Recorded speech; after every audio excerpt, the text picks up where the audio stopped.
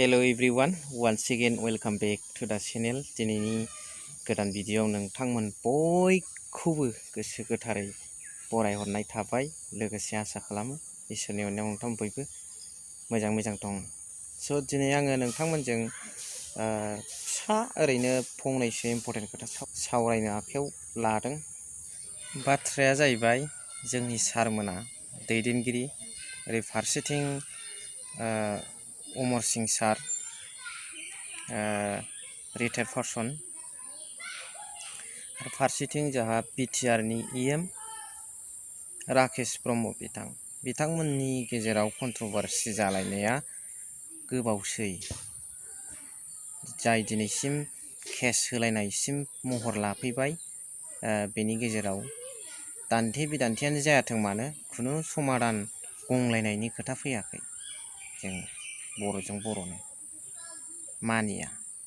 बेवहाय साननांगौ बाथ्राया नैबे, मालाबा जोंबो आसरित मोननो नागिरो जे गावजों गावनि गेजेरावबा केस होलायनायसिम थांगोन, गोबां नंथारैखौबो जुक्ति बानायनानै खोथा बुंगोन, गावजों गावनि गेजेरावबा नेरलायलायगोनबो, एकदम खोथाफ्रा ओंखारजोबगोन पइन्टेड जुक्तियानो जायाथों मानो जुक्ति बानायनानै बे खोथाखौ बुंगोन। खिन्थु सोरबाया दिनै माबा मोनसे जोंनि थाखानाय जिल्लाखौ बहाबा सोनो नागिरनाय इउटिआव, सोरनिबा हारिनि इउटि दानायाव सोनो नागिरनाय सोरबाया, बेफ्रावबा बारा खोथा ओंखारा।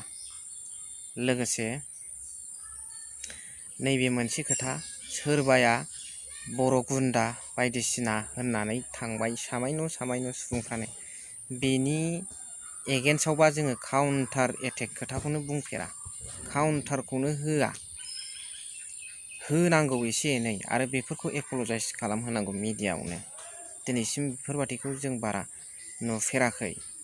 नैबे खिन्थु गावजों गावनि गेजेरावबा होख्लायलायनायफोरबादि लागावगोन, खोथा बाथ्राजों दान्थेगोन बिदान्थेगोन, केससिम होलायनाय थांगोन। दिनै सोरबाया माबा मोनसे बुंदो, बिनि सायाव गुबुना जेबो बुङा, रावबो जेबो केसबो होआ। बेखायनो बेल' खहाया जोंजों जादों, जोंनावनो लस दङ। बेफोरखौ दोनथ'लायनांगौ सारमोन, बे आं भिडिअ'नि गेजेरजों रिकुवेस्ट खालामनो सानदों।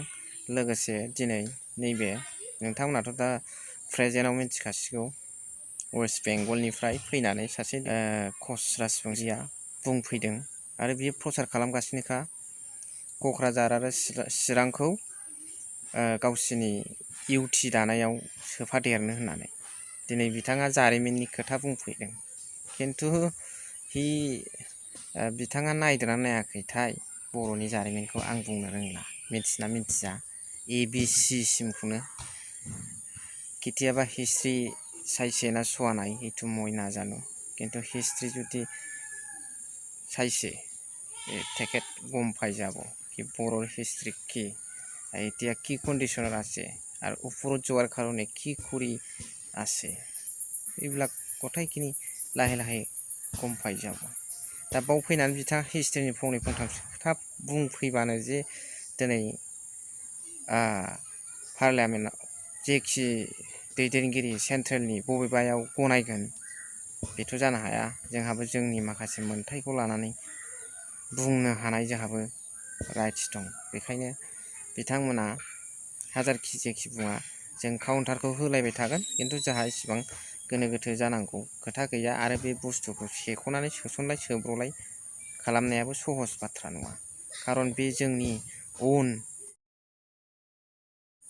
जारिमिनखौ नायनानै दिनैनि थासारियावथ' जेबो माबा मोनसे बिनो थाङा। बेबादि बियोबालाय दिनै गोबां खोथा ओंखारलाङो, नैबेबो जोंनि बैबो जोंनि, नोंहा ओरै होनलायनाय। दा बेखायनो दिनै जों दिनैनि बे माखासे जोंनि लेन्डखौ लानानै, रायजोखौ लानानै दाबिनाय आरो दावगानाया दिनै आलादा रोखोमै थांगासिनो दङ। बे स्टेट फरमेसन खालामनायखौ मिथिखासिगौ, एसेबां बुंनांगौ गैया।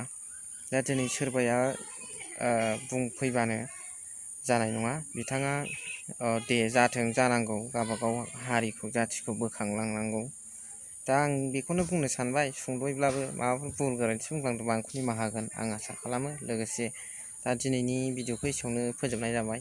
थेंक इउ भेरि माच फर वाचिं। लाभ इउ अल।